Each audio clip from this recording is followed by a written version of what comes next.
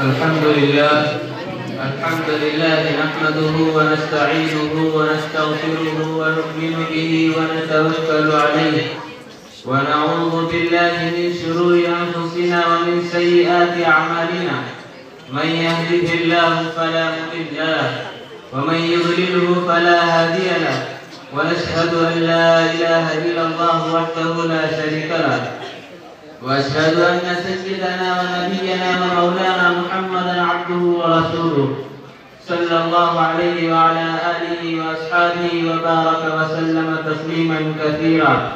أما بعد، قال الله تبارك وتعالى في القرآن المجيد والفرقان الحميد: هو الذي بعث في الأميين رسولا منهم يتلو عليهم آياته ويزكيهم ويعلمهم الكتاب والحكمة وإن كانوا من قبل لفي ضلال مبين. صدق الله العظيم. اللهم صل على سيدنا محمد وعلى آل سيدنا محمد وبارك وسلم. اللهم صل على سيدنا محمد وعلى آل سيدنا محمد وبارك وسلم. اللهم صل على سيدنا محمد وعلى آل سيدنا محمد وبارك وسلم. محترم حاضرین، قرآن مجید نے بحیثیت معلم و مربی حضرت محمد صلی اللہ علیہ وسلم کا ذکر فرمایا ہے. قرآن مجید نے صاف فرمایا کہ حضور پاک صلی اللہ علیہ وسلم تمام لوگوں اور پوری انسانیت کے لیے اپنے پڑھے لکھے نہ ہونے اور صحرا کے ماحول میں پروان چڑھنے کے باوجود استاد و مربی ہے.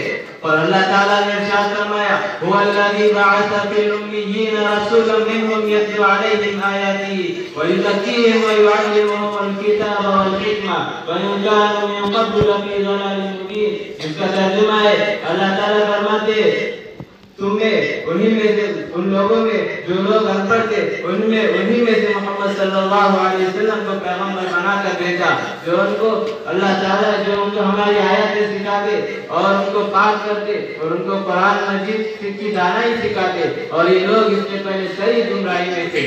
ابن ماجہ اپنی سنن میں اور دارمی اپنی سنن میں یہ روایت کرتے، حضرت ابن ماجہ اپنے سنن میں روایت کرتے، حضرت عبداللہ بن عمرو رضی اللہ عنہ سے بیان کرتے.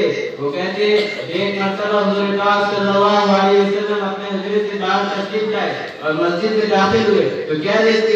مسجد میں دو حلقے لگے ہوئے ہیں. ایک حلقہ قرآن مجید پڑھنے اور اللہ تعالیٰ سے دعائیں مانگنے میں لگا ہوا ہے اور دوسرا حلقہ علم سیکھنے اور سکھانے میں لگا ہوا ہے.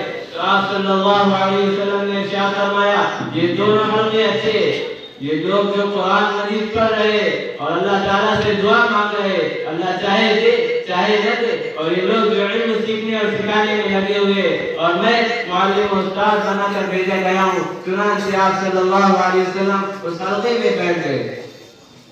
مسلم میں معاویہ بن حکم صلی رضی اللہ عنہ سے روایت ہے، وہ کہتے ہیں کہ میں ایک مرتبہ حضور پاک صلی اللہ علیہ وسلم کے ساتھ نماز پڑھ رہا تھا.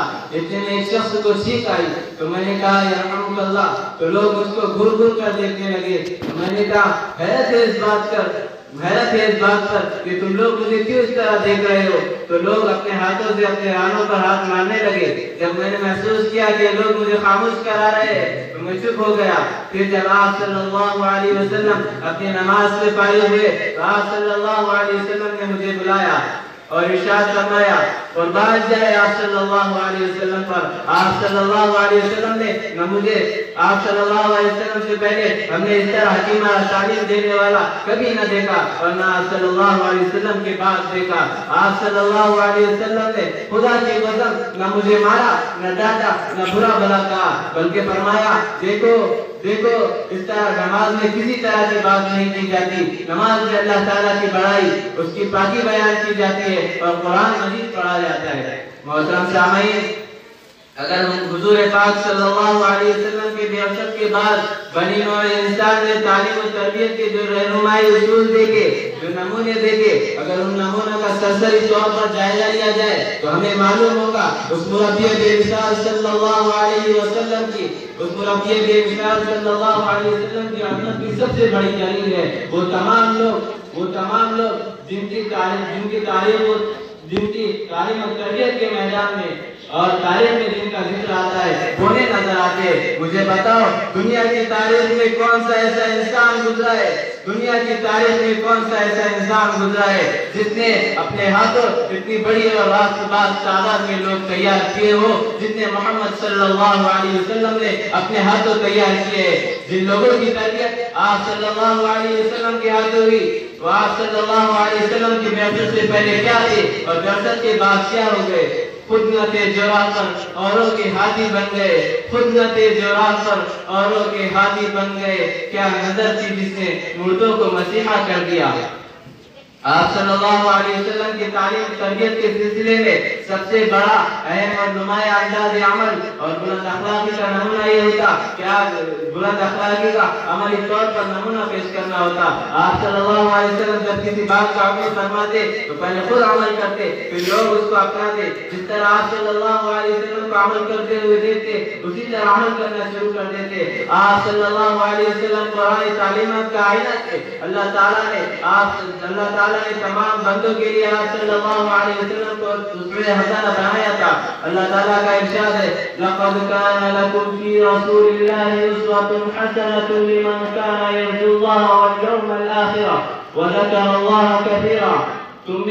तुमको हुज़ूर पाक सल्लल्लाहु अलैहि वसल्लम की खुदा के पैगंबर की पैरवी करना ही बेहतर है उस शख्स के लिए जिसे अल्लाह से मिलने और क़यामत के आने की उम्मीद हो और जो अल्लाह का जिक्र कसरत से करता हो।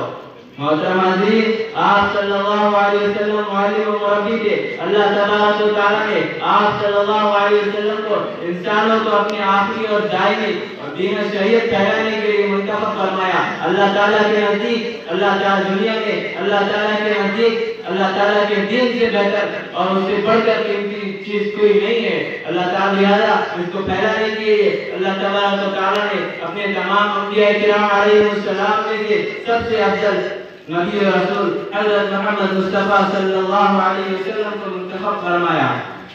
आप सल्लल्लाहु अलैहि वसल्लम अपने अंदाज़ तरीक़े तालीम के एतबार से भी मुअल्लिम थे। आप सल्लल्लाहु अलैहि वसल्लम इल्म अक़ीदा के एतबार से भी मुअल्लिम थे। आप सल्लल्लाहु अलैहि वसल्लम अपने अमल और कौल के एतबार से भी मुअल्लिम थे और अपने तमाम अक़वाल और कौल के एतबार से भी मुअल्लिम थे।